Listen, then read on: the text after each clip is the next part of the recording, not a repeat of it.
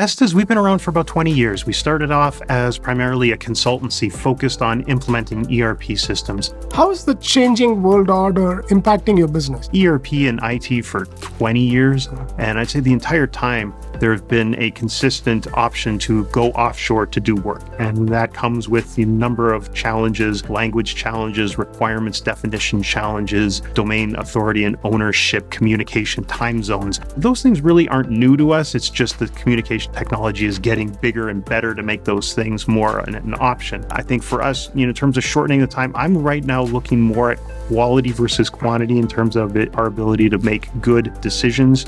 If I'm a manufacturer or a distributor right now, looking to either get a new ERP, it's also important that AI is enabled in these ERPs. What advice would you give for a distributor or a manufacturer out there? AI is kind of a symptom. It's a proxy for the degree of investment that the company is making in its solution. What I have found in terms of externalizing AI beyond the bounds of an ERP system, we as a populace tend to think that AI is automation. It's not really. AI is a set of, kind of a brain around which a whole body needs to be constructed. So only thinking about the AI without thinking about the automation toolkits, the integration toolkits that need to come along for that orchestrate that whole conversation.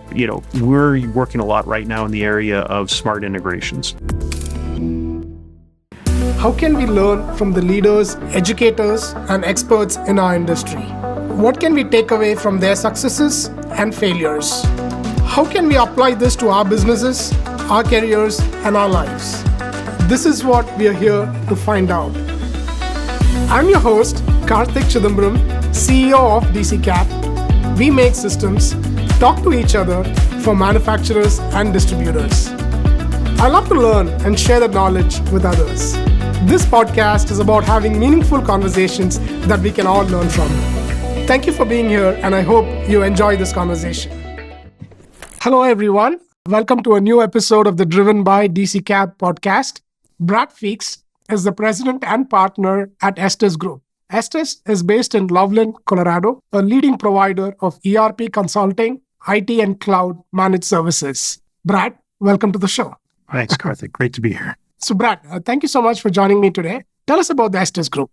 Well, Estes, we've been around for about 20 years. We started off as primarily a consultancy focused on implementing ERP systems. Over time, we've broadened our scope to, in fact, a lot of areas in the managed IT space, because we found that those two areas are so closely linked for us that we were able to give a much better assistance to our customers by kind of blending those two.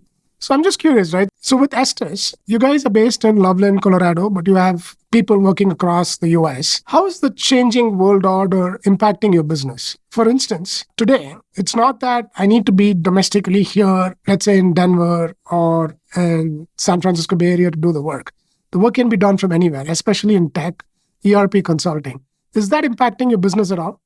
There certainly is. I think it allows us to get access to a broader array of resources and skill sets to try and balance out the needs of the business versus the skill sets we have inside. So I think definitely that's an area where the shift is gradually moving towards a broader array of potentials from where you connect. With that comes all kinds of challenges if you have regulatory or compliance issues in terms of citizenship and such. So you always got to be kind of careful there that you're taking the whole array of needs of the business if you have ITAR or CMMC customers or what have you. But in many instances, I think you're opening yourself to a really broad array of talent. On your perspective, being an American company, how do you see this impacting you in terms of, is it helping you or is it impacting you?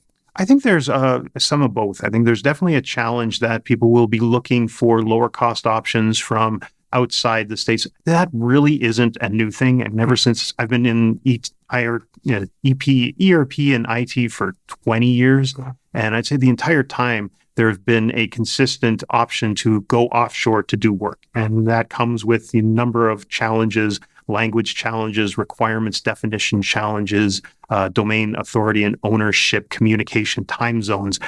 So those things really aren't new to us. It's just the communication technology is getting bigger and better to make those things more an option. With that comes, if we're competing with that, we have to be competing on the things we do better in terms of the ability to quickly turn solutions. It probably comes at a cost, but the goal then is, you offset that cost with service and delivery. What I found with when you're broadening your array of people that you're reaching out to, you have a tendency to lengthen project duration. That can create more effort spent, even though the overall rates at which are happening are lower. That comes with those challenges. So you're always trying to balance those two in terms of cost overhead and the deliverables and how you can quickly deliver them.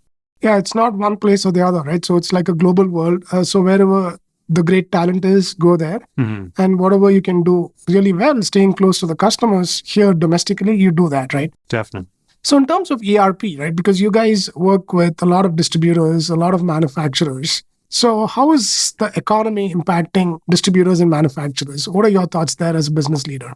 I would say it's a variety of concerns right now. I would say where we're at right now compared to where we were when we first met back in 2021 at the height of the pandemic, we're in a comparatively much better situation. I think there's a tendency to overreact to the latest alarm and to overreact to that. I think most of our customers are in a place where they're trying to ride this out with business as usual until something happens that demands that they need to look elsewhere, do something else. We've seen some loss of business due to customers having to tighten up their budgets because they are most immediately affected by things like new tariffs and such. But I would say there's a broad array of people behaving differently to this. Some are acting as if it's a non-issue. Some are in panic mode, honestly. You guys are a technology company. How are you seeing AI adoption within your company? For us, it's been a great boon in terms of when you have consultants, you have a lot of what I would call tribal knowledge. It's ERP expertise is something that's always very difficult to document. And vendors always struggle with the best way of documenting how the system works and how you would turn its functionality into recommendations for customers. Within that lies a lot of tribal knowledge, little considerations, micro adjustments and such that consultants would frequently make. Try to take those and turn those into discussion points that can be absorbed by an LLM and then kind of synthesized. That creates a tool that can now take your local knowledge with the broader knowledge that's available out on the web and create a conversation that can help, I think, our consultants get to answers faster. So I think that's certainly a tool that we're not looking to avoid, but rather to leverage whenever possible. Are you guys putting that to use already? Yes, we've already done that. We went and trained up an LLM, an agent or an assistant inside of our organization, and we've connected with teams so that we can have conversations with it as part of a normal conversational structure, and then take that input, bring it into the larger team and kind of edit and modify as needed. The wonderful thing about LLMs is that ability that they have to take correction, and for that to all be simply text-based. You're not having to program new algorithms or what have you to make it behave differently. You're simply telling it, the recommendations you made here are not considering these factors, or you made these assumptions which are not safe to do, and so you can keep that iterative process going. So yeah, for us, it's been a great addition to what we do. I'm just curious, how do you train an LLM? As Estes, right? How do you train an LLM? So you have consultants working, they have the tribal knowledge like you talked about, but how do you put that into work? How do you train that? What is the process like? Well, a lot of it is document absorption.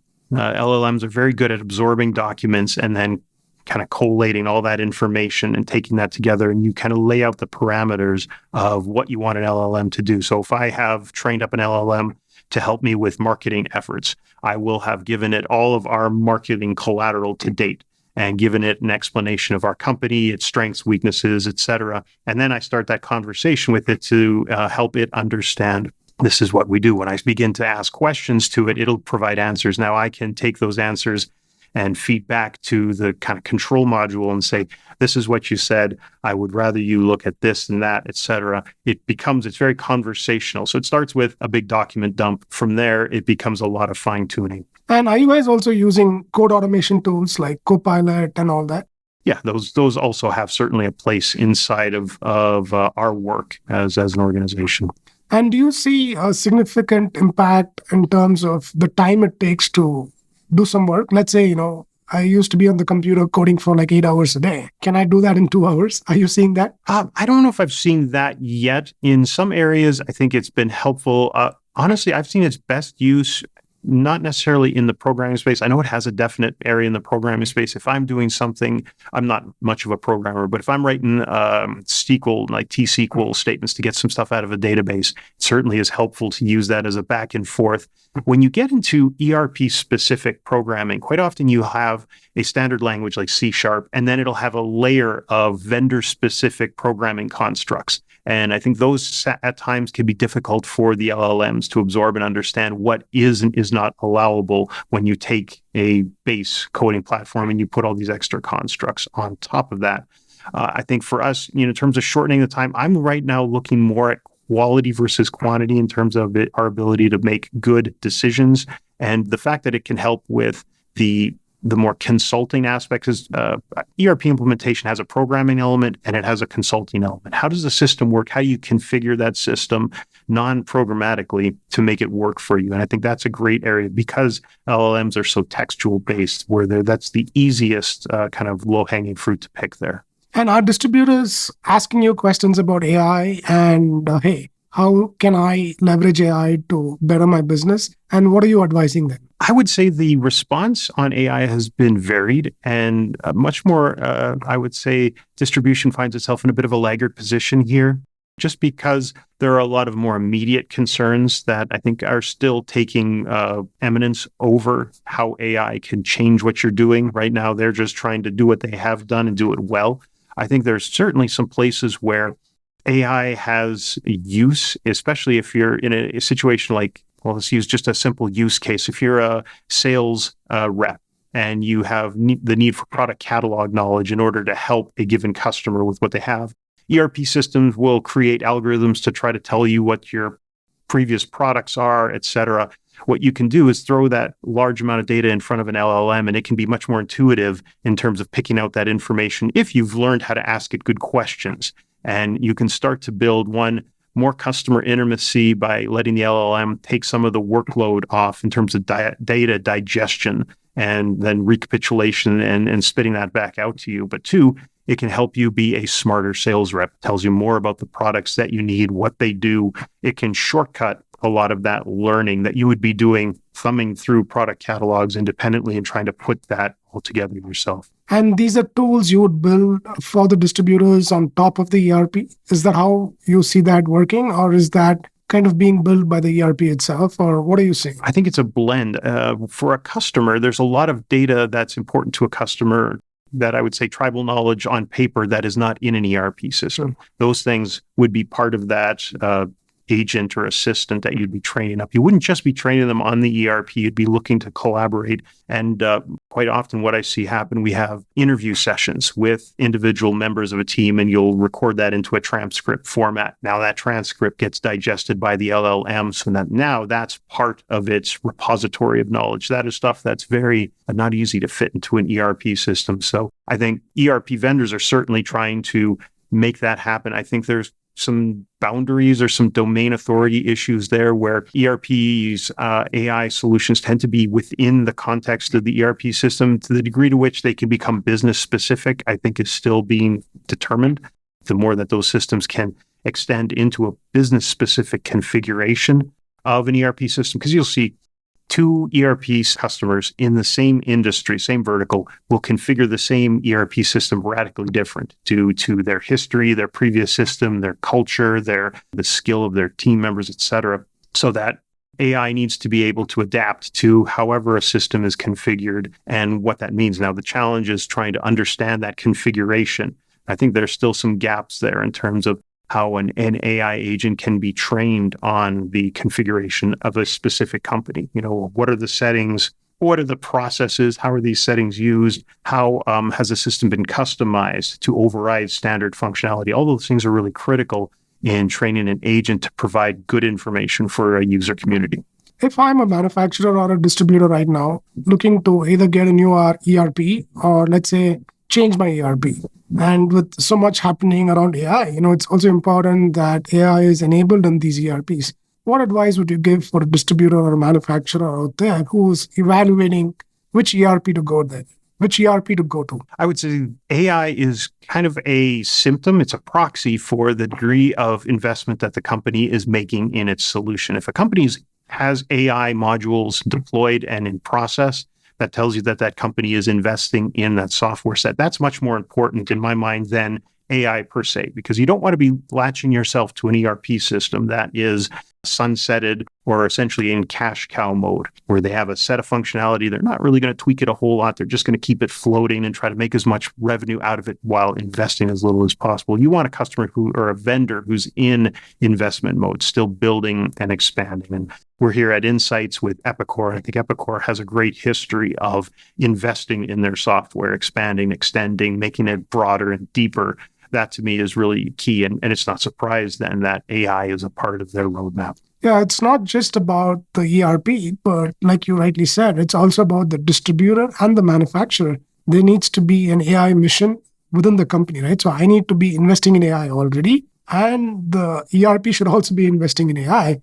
So it's like a good marriage. It is. It really is. You want to avoid, I think, on the one side, you don't want to be the laggard who's the last person to have arrived to the party and everyone's already drunk. But you do want to be not a solution in search of a problem. You want to really be understanding what are the potential business benefits that I can be gaining from this. And I think your AI strategy can be built around that.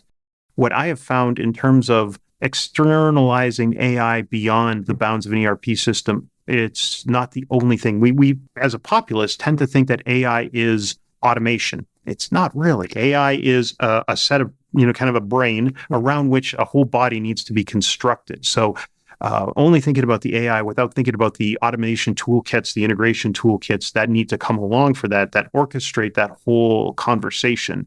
We're working a lot right now in the area of smart integrations. How do you take a system and integrate it with outside parties, whatever those endpoints are, in ways that can transcend what we would call that rigid structure that is typical of, say, an EDI integration, right? EDI is a very routinized system that says, if you're going to integrate with me, these are the rules and you have to follow them. That's very rigid. So as a differentiator, a smart integration can take whatever information your customer is giving you and absorb that, apply tribal knowledge, algorithms or heuristics to say, okay, this is really what you need. I'll configure that data set to allow the ERP to accept it. And that allows for a much broader area of communication than we currently have. So for me, AI needs to be thought of as a part of a big extended ecosystem and not the only thing that you're considering. So an AI strategy would also have to have an orchestration strategy, an automation, and integration. How am I going to be integrating with my solutions? What is the tool set? At what level, et cetera? There's a whole broad set of considerations that need to be part of that roadmap. And I'm really glad that Estes is also leveraging DCCAP Integrator to make those integrations happen and we make systems talk to each other. So Brad, I would like to end with this question. What are you reading right now, or is there anything interesting you're listening to? Oh boy, my world has shifted to a lot more of audio consumption than it is, honestly, than it has been in reading. And the biggest area of concern right now, I've actually taken a bit of a step back from the business side. I'm focusing much more on health. So my world right now has been right into what would be the science-based hypertrophy community. There's a lot of argumentation that all-cause health and reducing all-cause mortality comes with the additional muscle mass. So my brain right now is actually focused on the body much more than the other way around. Yeah, you got to take care of yourself, right? Otherwise, there's not much you can do, no matter what. Yeah. So Brad, thank you so much for joining me on this conversation. Really enjoyed this chat. Thank you. Absolutely. Thank you, Karthik. Thank you for joining our Driven by DCCAP podcast. Your support means a lot to us. If you enjoyed this episode, please click the like button and subscribe. Consider leaving us a review. Thank you for joining us.